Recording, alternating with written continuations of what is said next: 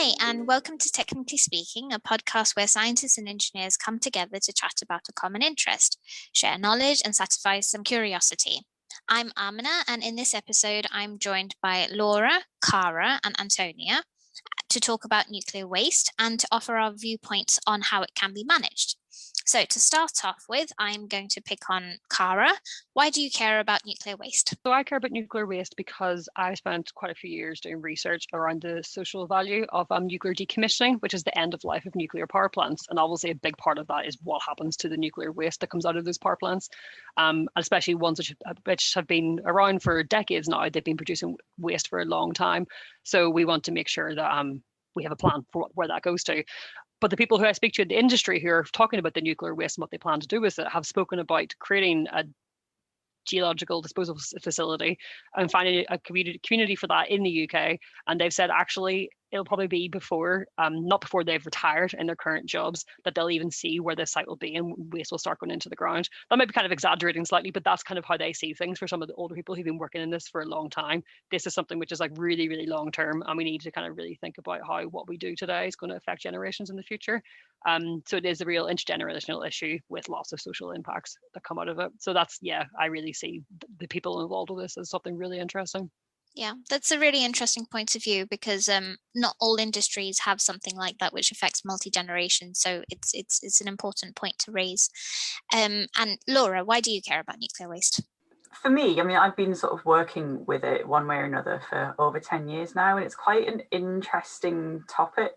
It's also not that well understood, I guess, because it doesn't really come out in the media all that much. A lot of people don't really know what it is. I mean, I was reading an article just yesterday where it started off with "draw me a picture of nuclear waste," and I think the inference was that very few people can, because very few people are familiar with it. And I thought that is actually spot on. I mean, I'm not even sure that I could entirely draw a very good picture of nuclear waste, because you never really get to just like physically handle it and pick it up and do anything with it. It's always like it's this remote thing that doesn't really feature in people's lives all that much.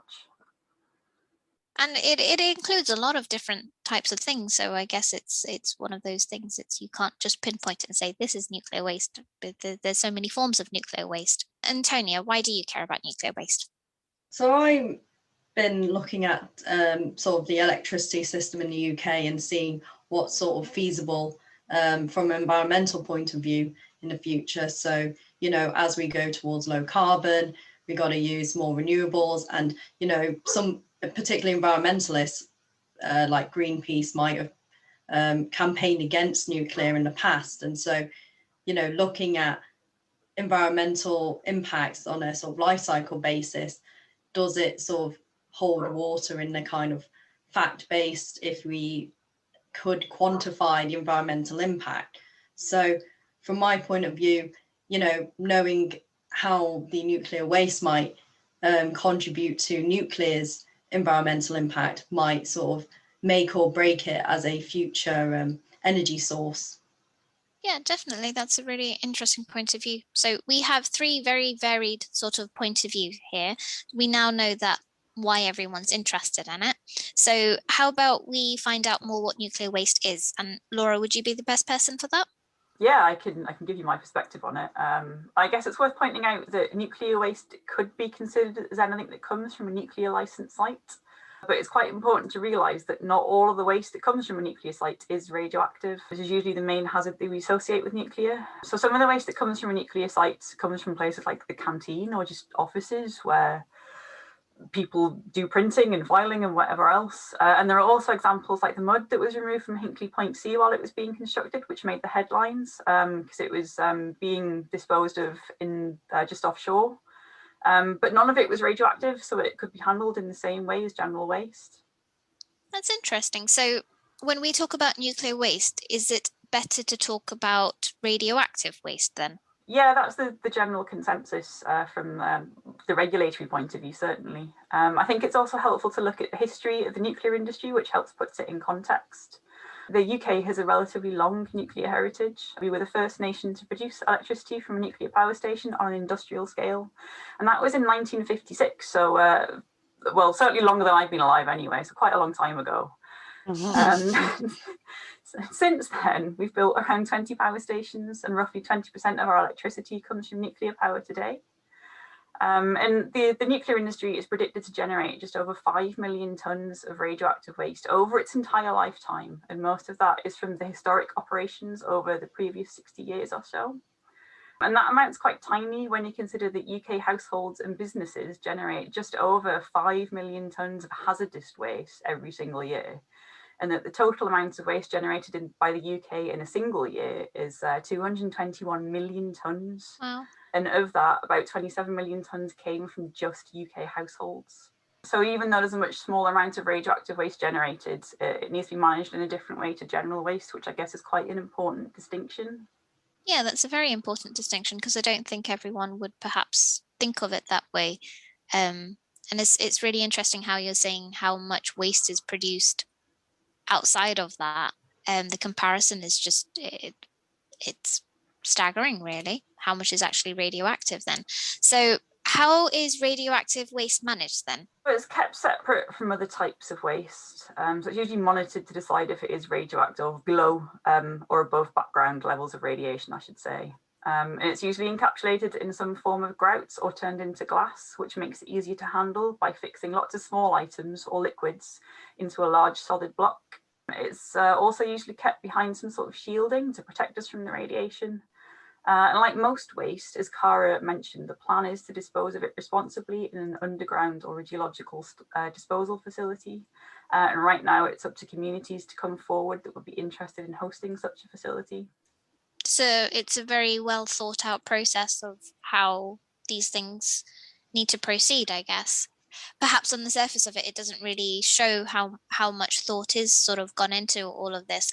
The waste management facility and everything will get considered in safety case sort of analysis, which is like right at the very beginning before even anything even happens. And I wonder if people think that it comes as an afterthought, like, oh, we've produced all this radioactive waste, now how are we going to manage it? It's really not like that. Like, it's the other way around.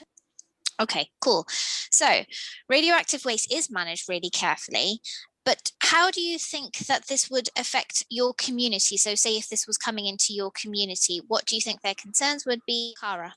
Oh, I don't know, Laura, you've just said you've packed like loads of numbers into like quite a short piece of time in a really interesting way. So you're making me think about this quite a lot. So that was really helpful, thank you. And it's making me kind of get like super philosophical about this. And I guess it's like, as a community, what do we mean by waste? You know, what do we define as waste? And it's like interesting to say that in the 50s, like we didn't consider radioactive waste in the same way. So in 50 years time, will we again? In 200 years time, how will we redefine it? 50 years ago, we didn't really recycle anything. So and now we do recycle stuff. So what we call, and then moving forwards with the whole circular economy idea, like nothing should even be going to waste at all. So how do we start recycling or repurposing that? So I don't know, there's just so many questions around what we define as waste. So from me talking about the social perspective in terms of a community wanting to kind of consider bringing this into like their area, I've heard it mentioned before that a huge challenge of this is how do you communicate what's underground to somebody in 600 years time? Will you use floppy disks? Will you print it on paper? Will you have like a yellow sign outside? And by calling it something, will it mean the same thing in 600 years time? So to me, that's a really big thing. Is like, how can you tell me you're going to communicate what's buried underneath my house to my great grandkids? And that sounds, it starts to get very philosophical in a way, but it's actually a very valid thing. And actually up on, is it called the Nucleus Archive, which is where they've built the big archive up in the very north coast of Scotland, where they're moving all the archive documents from all nuclear sites as well as other sites around the UK to store them in a really great proper archive facility where it's all paper documents and it's been digitized as well. But things like, I think, is it CDs are like really bad, they degrade really fast, and this is something which is coming around. They don't know what's in Sellafield because the records were so bad. So how do we make sure that what records we have now are going to be good for the future? Also, just imagining in the future, will we have moved away from CDs, DVDs, USB, the internet? You know, how do we keep that digitally? Hopefully we still speak the same language, but you know, English has also evolved. So yeah, really philosophical questions. Yeah, language is always evolving, much like nuclear waste. That's how I tend to think of it, because it was changing under its own radiation field. Right? Oh, I love it.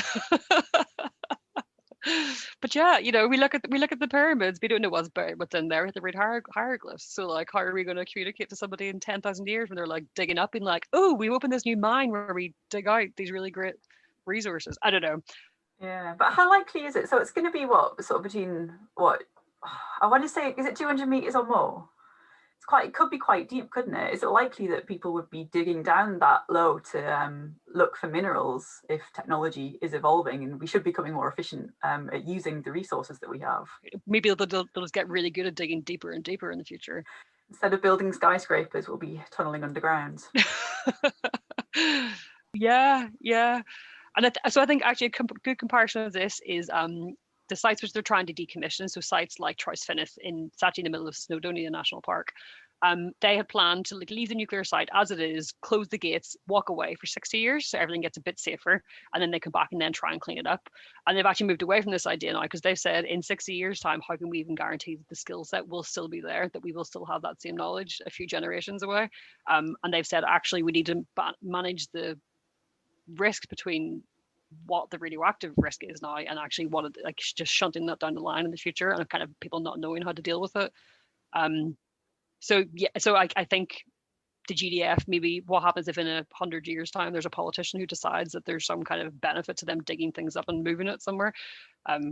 Don't know. It's basically the uncertainty of humans being weird that we kind of really can't really plan for. You can't really plan for the future though, can you? I guess that the best thing you can do is act properly according to the information that you have currently. We don't know what kind of facilities are going to be available to us in the future. I mean, we might have far better technology, far better understanding of things, and we might have something even better to do. But we just need to do it to the best of our knowledge, I guess. Yeah, what I find quite interesting about this discussion is that we're talking about how weird human behaviour is and we can't predict what we'll be doing in the future. But right now, there are like hundreds of researchers around the globe that are working on understanding how the radioactive waste will look as it changes over time and how that will behave in the future. So we seem to be characterising the behaviour of the waste much more thoroughly than we are characterising human behaviour, if you like. Like one of the things we're doing with all that knowledge is figuring out how to make this underground storage facility as sealed and as safe as possible and as far away from people. We can predict that so much better than we can people's motives changing. Yeah. So do we know what kind of radiation levels the community could potentially be exposed to, and how the waste will be managed in the future? Do we know anything about that as of just now, like what the plans are?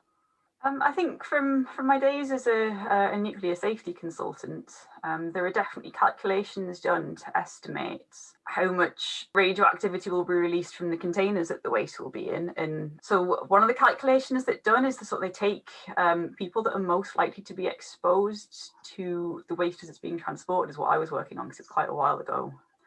And they take into account like people that hang around train stations quite a lot, which would have been me actually, because I travel on the train a lot and I used to live right next to a train station.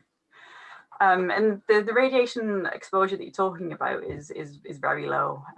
You probably get more exposure from traveling on a few transatlantic flights a year. And I think that's a fair point, that's being able to make those comparisons, communicating it to the people who might want to come forwards in the area where they might put the waste to say, okay, well, this is, realistically what you are going to get. But then that becomes the challenge. There's some countries where they have kind of gone ahead and they've identified communities where sometimes they can be kind of accused that you're saying like, oh, the waste isn't that bad. And like, think of all these really great benefits you'll get out of hosting it here, which sounds like you're kind of trying to bargain with them. But the reality is that there will be industrial employment benefits for quite a while. And do you want to put that in the same conversation as what the risk of the radioactivity is, especially the radioactivity is so low, but kind of reiterating that it's so low and it's really safe, maybe kind of draws attention to the wrong thing. It becomes kind of this like balance of what is the most important thing to be communicating to people and which people want to hear what part of the story. The communication needs to be well managed. Yeah. The language. Yeah. Well managed, but I think no one really knows exactly how to do that yet. If we backtrack a bit, what sort of volumes of waste would we put in a geological disposal facility? I don't know what the numbers are, having spouted a load of numbers like relating to tonnage, but the volume is about the same volume as Wembley Stadium. Oh, okay. Which is kind of impressive to think about if you're excavating a Wembley Stadium several hundred meters underground. Oh, the one facility will be that size? I think so, yeah. Oh, wow. Well, the waste volumes anyway. I think the idea is there'll be like different sort of caverns holding the different types of waste underground. Yeah, I've heard of that as well. And I think there's an idea to sort of segregate it based on how the waste is classified was kind of related to activity content. And I guess, I mean, the main reason for doing this is there are lots of really like long-lived radioisotopes that would sort of like be very radioactive for hundreds of thousands of years, and we're putting it underground so it's decayed away after that amount of time.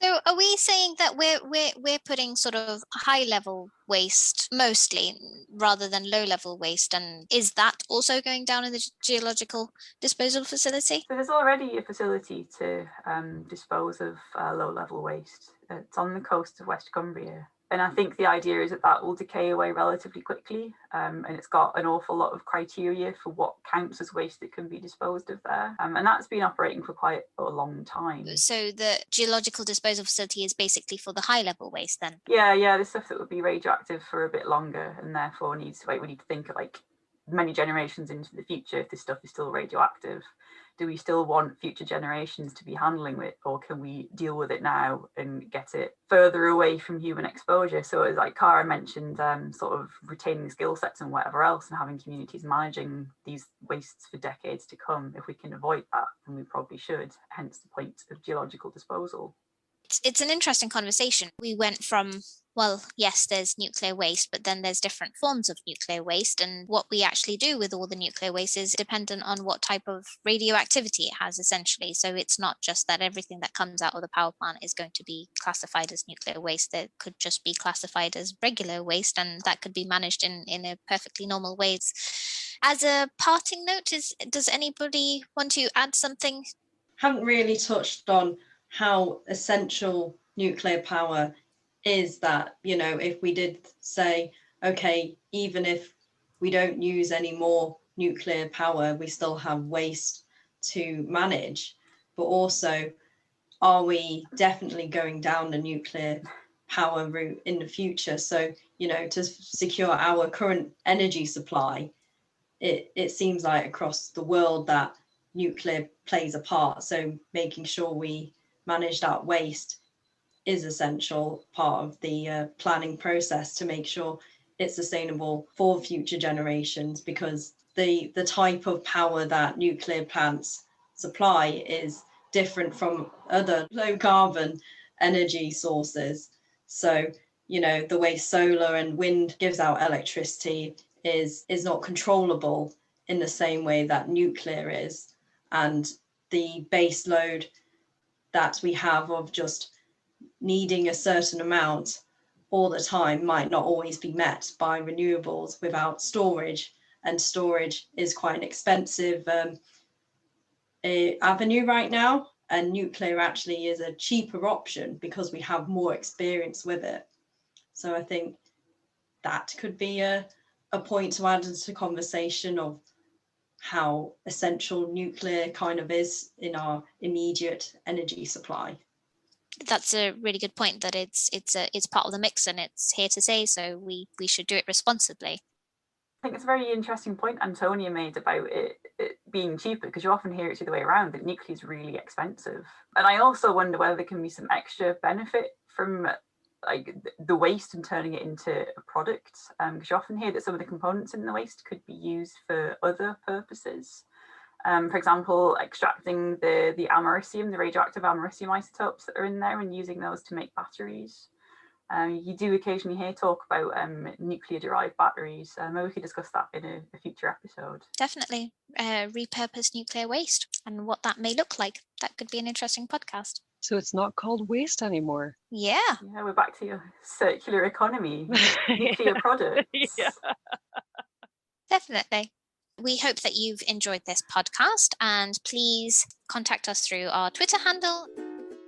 The views expressed in this podcast belong entirely to the person that said them. They do not represent any industry or organisation. If you enjoyed listening to these views, it would really help us out if you could rate us, leave a review and tell a friend. This podcast was sponsored by no one, but if you're interested in funding us to continue to have frank discussions about science and engineering, please get in touch.